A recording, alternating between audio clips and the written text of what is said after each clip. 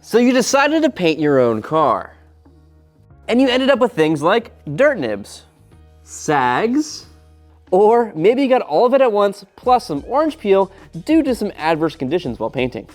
When we painted this car, it was way too hot outside at 95 degrees Fahrenheit, and our paint booth situation wasn't that optimal, which gave us this end result. So maybe this is something that you've experienced as well. So in today's video, we're gonna go over how to fix all these problems because after all, a good painter doesn't make mistakes, a good painter can paint themselves out of a mistake. For some context, we are working with single stage urethane on this car. We have 3 coats on here. The same thing applies as well if you're working with clear coat over base. One of the most common defects in paint is known as the nib. A paint nib is essentially any kind of foreign material or object that lands in your paint, also known as dirt typically. There are multiple ways to tackle nibs. First, we're gonna use our denibbing tool. This is a tungsten blade in a holder, and it'll cut down that nib very quickly without much fuss. So the way this tool works, it's very, very sharp.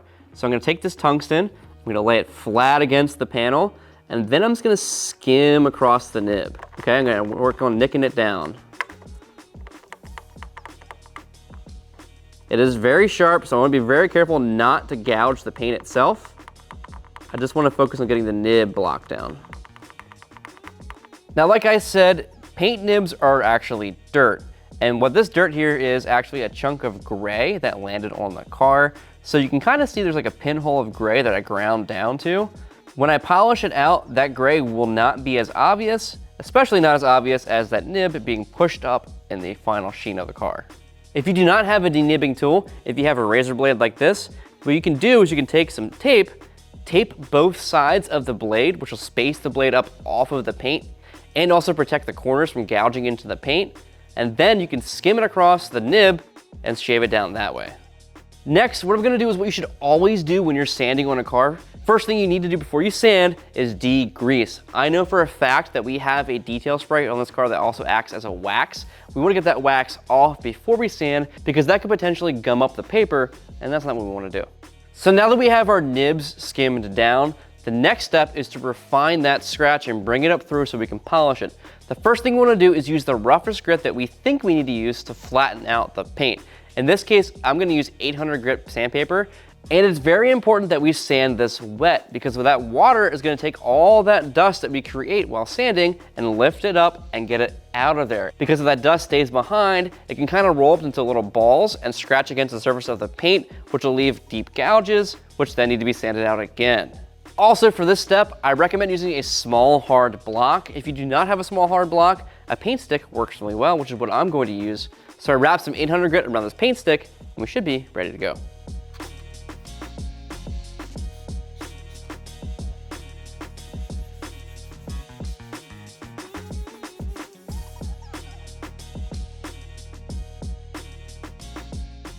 You may also find that 800 grit is enough to cut down smaller nibs without having to razor blade it or use a denibbing tool, so experiment. So now that our nibs are blocked out and up to 800 grit, we're gonna go ahead and hit it with a DA with 1000 grit, 1500 grit, and then 2000 grit, and then polish it out. Don't worry, we'll go over buffing and polishing later in this video. Let's get these done.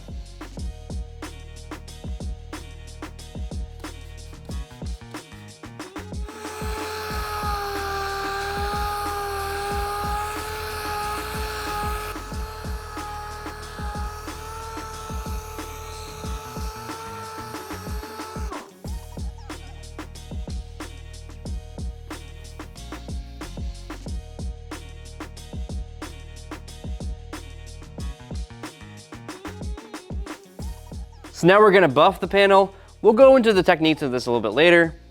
Let's get this done.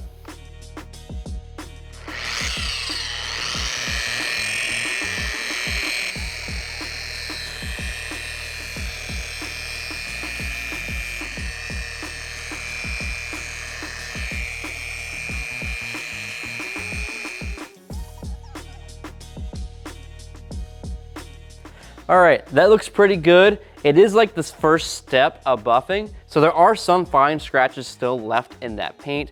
If you wanted to, you can go back and polish it another step up through and really get this to shine a lot better. We'll show you how to polish later on in the video, But for now, I'd say this looks great, so let's move on. So now it's time to step it up to a tougher level of problem, sags. Sags happen when you're painting and you just get too many passes into one area, and then the paint kind of just shifts downwards and sags. And unfortunately, that typically happens in areas that are kind of hard to sand. Like this spot, for example, where it's on the back of the sail panel next to this concave area where it's not completely flat. Now, there are a couple different ways that you could tackle a sag. Yes, you could use a razor blade like I showed you earlier, which, as you can see, does work. However, the concavity of that area makes it really tough for a long, flat piece of metal like this to not dig the corners in. So I'm gonna show you another solution that takes a bunch of the risk away of going through, because when you have a sag, you have a really high spot, like a blister in the paint, right? And when you sand that, you wanna make sure you don't sand through the edges, which are low spots on either side of the sag. So I'm gonna show you the solution. So in order to level out the panel for sanding to make it safe to sand, we're gonna use this finishing glaze because it kind of acts very similar to the single stage paint. The reason we're doing this is because when the paint slides down and creates a sag, the paint is actually going to be thinner than you think it is on either side of that sag, so this will be a barrier to sand through instead of accidentally sanding the color. So we're gonna let it fully cure, then we're gonna sand it with the block and take it up through 800 grit the whole way up through, and then polish it. So now let's get sanding.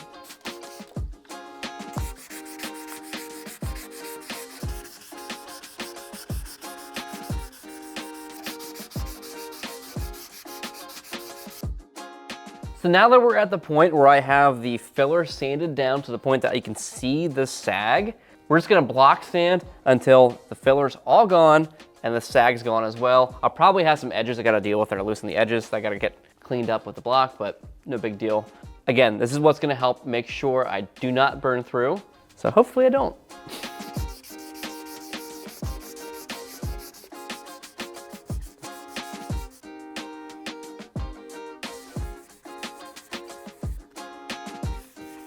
So at this point now, I've sanded off all of the filler. You may find that there's a residual mark from the sag, because the sag still exists a little bit. So you have two options at this point. One, you could tackle it with the block by hand as it sits right now. Or if you're not so confident, you can go back, reapply your filler again, and do this process one more time, and that should take it out the rest of the way. All right, so she's blocked down as much as I'm comfortable to block it anyway. I think it looks pretty good. So now I'm gonna take the DA, we're gonna bring it up through the grits, up to 2000 grit, and then we'll buff it with the polisher and see how she looks.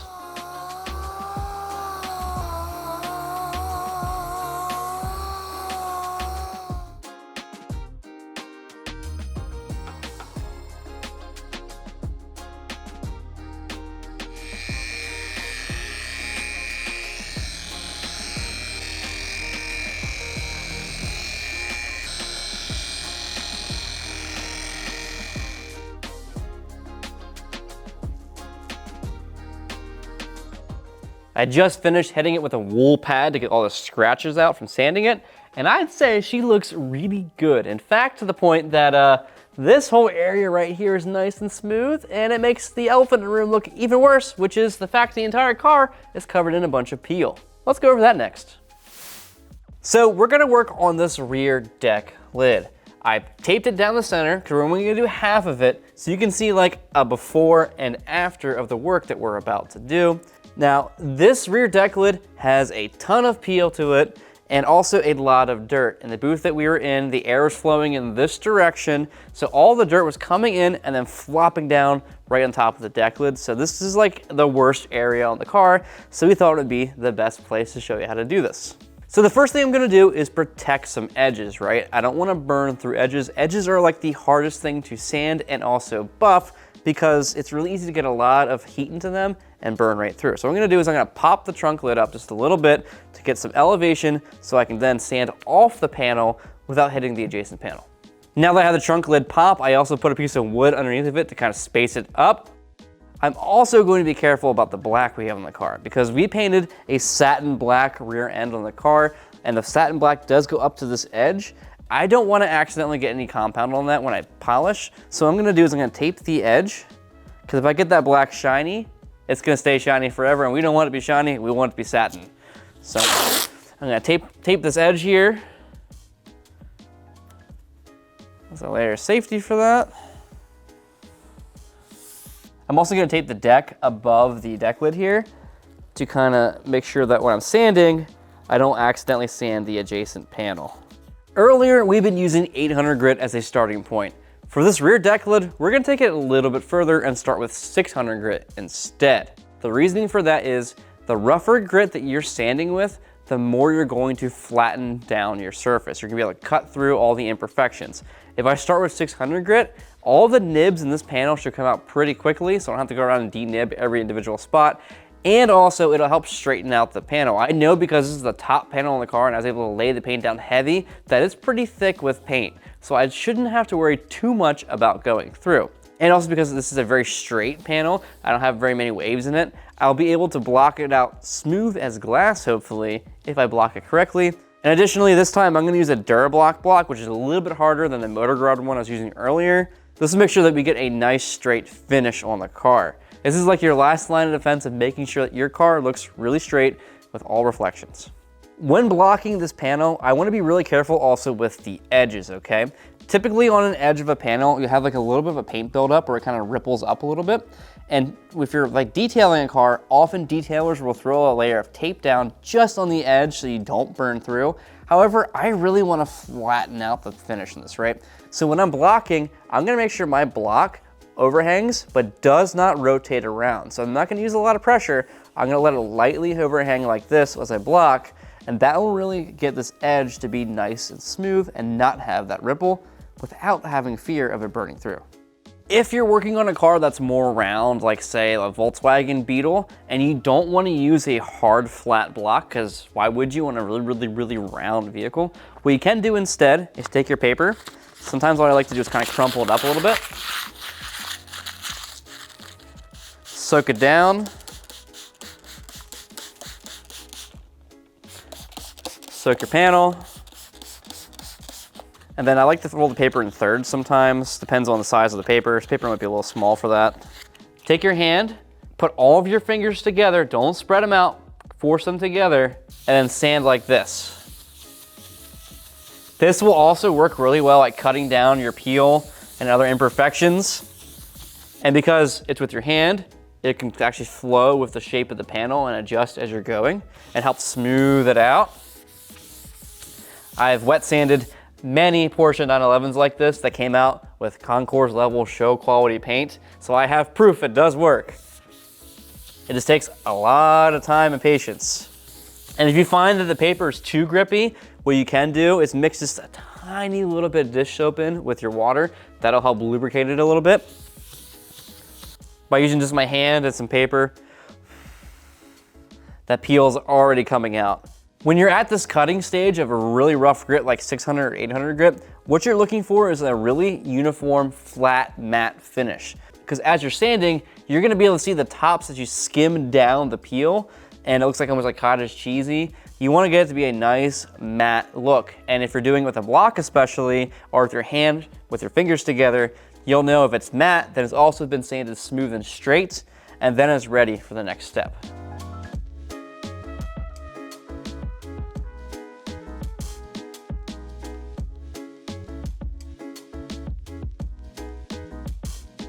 So I've gone ahead and finished sanding this with 600 grit. At least I thought I was done. However, there are a couple spots that I want to bring your attention to. When you see a spot like this, it's almost like a circle. That is a dirt nib that has not been fully sanded out yet. So that means I need to sand there a little bit more. And then areas like this are kind of mottled with some shininess.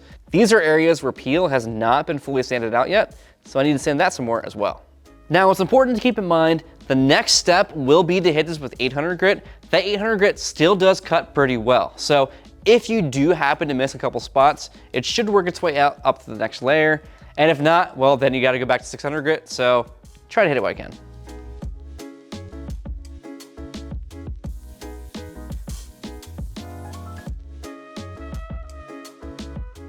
So I just finished sanding with 800 grit, and I realized we haven't gone over yet why we go through different stages of grits when sanding. So we start with 600 grit, which is very coarse because it cuts out orange peel and runs and dirt nibs, but it leaves behind heavy scratches. So each consecutive grit up through will be able to refine those scratches as you go. The reason that we go up through these grits is because when you get to like 2000 grit, you're able to buff it out more easier with buffing compound. And you can also take it even further to like 3000 or 5000 or even 7000 grit. For this panel, we might actually take it out to 3000 grit to make it buff even simpler. Additionally, you can't jump from a really coarse grit to a fine grit because those fine grits cannot refine the coarse grit. So you can't go from 600 to like 1500 grit. That's too big of a jump, and the 600 grit leaves deep gouges that it cannot touch. All right, so we finished 800 grit. So now we're gonna do 1000, then do 1500, 2000, and then 3000.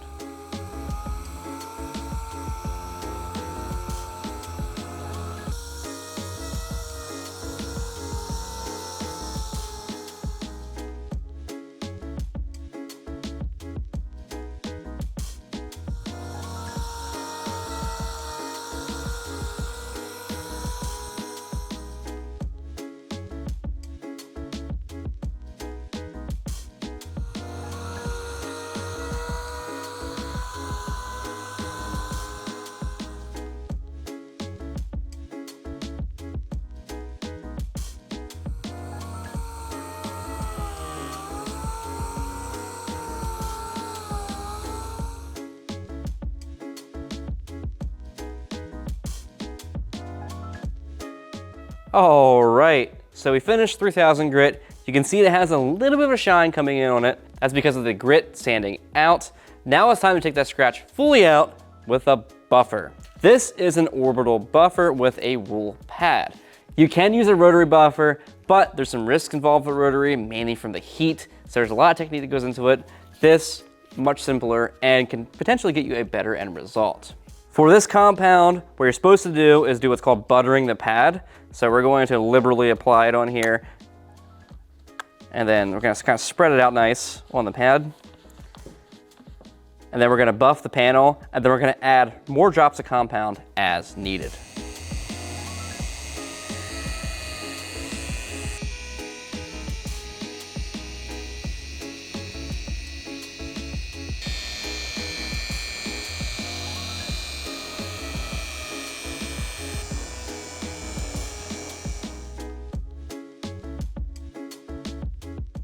With the sanding scratches removed thanks to the correcting cream, it's now time for the final step, polishing. For this, we are using Griot's finishing sealant paired with a foam polishing pad. When applying the finishing sealant, you don't need to use a lot of product. A few drops buttered onto the pad will get you started, and if needed, you can add more directly onto the panel as you go. You'll want to work in small sections, using light pressure and slow overlapping passes to gradually refine the surface. Since we've already removed the paint defects, the goal here is to just reduce any residual haze, micro marring, or swirl marks left over from the buffing stage. This finishing sealant will also help bring out more gloss, depth, and clarity in the paint. After a couple of passes, you can take a clean microfiber towel and wipe away any leftover residue. Now, it's time to take a look at the final finish. And just like that, we've totally transformed the look of this paint job. We started wet sanding with 600 grit and brought it all the way up to 3000 grit. And that got rid of all the nibs, sags, and orange peel. We followed it up with a wool pad and buffing cream to get rid of any leftover scratches, and then polished it with a foam pad and finishing sealant. And as you can see, the difference is night and day. The paint is glossier, more vibrant, and perfectly smooth. The best part is you don't have to repaint an entire panel to fixing these defects. With the right products and a little patience, you can achieve professional looking results in your own garage. And as always, you can find any of the products used in this video at eastwood.com. Thanks for watching, and we'll see you in the next one.